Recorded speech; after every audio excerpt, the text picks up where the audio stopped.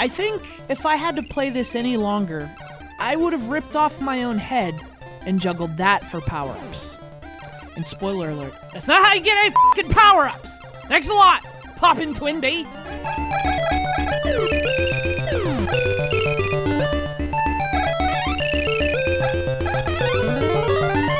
This game. It's kind of like when you were in gym class when you were a little kid, and you had to pick teams for kickball because you were the captain, and there were 2 people left, and one was the most adorable little girl in class. So you picked the other person, and she got picked last. Because, I mean, come on, she's the most adorable little girl in class. If this were a Lisa Frank Trapper Keeper contest, she'd be the first pick. There's no question about it. But it's not. This is kickball. So you make your pick.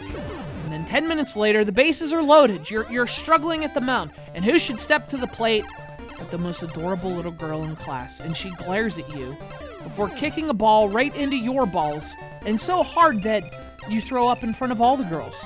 And all 3 runs score. She clears the bases, but she doesn't even run to first. She just stands there at the plate, cold and calculating.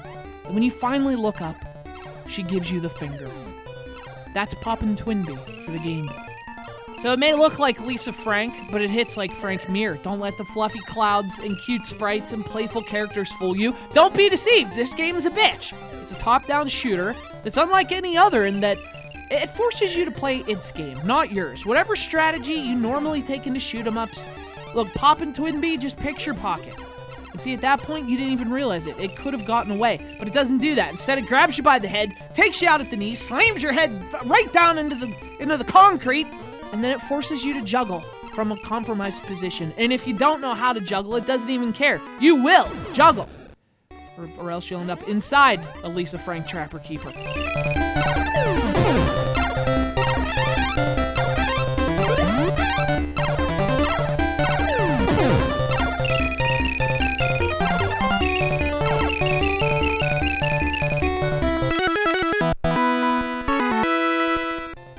Obviously, this is a shoot-em-up. The mechanics are tried and true. It's largely what you'd expect from the genre. But here's the gimmick with Pop'n Twinbee. While you're shooting all these enemies that fly in waves, you also have these bells. And these bells serve a couple different purposes. One, they're for points, so you need to collect them for points. More importantly, though, they're also your upgrades or your power-ups. And basically, you have to shoot them to activate them and actually turn them into power-ups. And you have to do this repeatedly, which means you're basically juggling them. But, I mean, think about that for a second. You're being attacked, there are waves of enemies swarming in, and there's also turrets shooting at you from the ground that you have to drop bombs on. So you're shooting at enemies flying, you're dropping bombs all at the same time, and while all this craziness is going on, Pop'n Twinbee wants you to juggle bells. And the thing about Pop'n Twinbee is that it gets what it wants. In practice, this is just an insane thing to keep up with, because you'll shoot the bell, it'll change colors, which means now it's turned into a power-up, but because you're also shooting enemies, you accidentally shoot the bell again. Now you've deactivated the power-up. Boy, that's great. Hey, Pop'n Twinbee, why don't you juggle my balls? You know, the truth is, as furious as it may make me, you can't help but appreciate the game design at work here. This is a really clever concept, and it results in just some seriously frantic gameplay. Even if the screen doesn't look as crowded or busy as it does in other shooters, it kind of feels even crazier because you have to multitask. And not only that, but you're doing all this on a very small screen with the Game Boy version. So it's actually a really interesting gameplay experience. It's also kind of maddening at times. But what are you gonna do? Look, this is my life! I've chosen it! At least I work someplace where juggling is optional. I'm not forced into doing it at gunpoint. We have freedoms in outer space.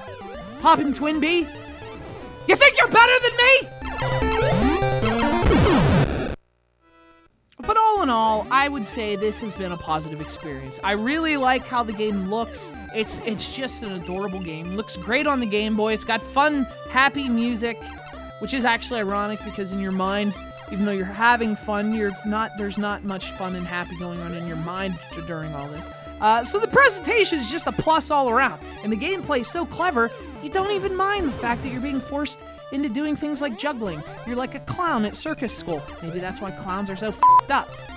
I mean, honestly, like, except for the fact that I don't think this one ever came out in the States. It's actually a European version. And the fact that it made me want to rip off my own head and juggle it. There's nothing I don't like about Pop'n Twinbee.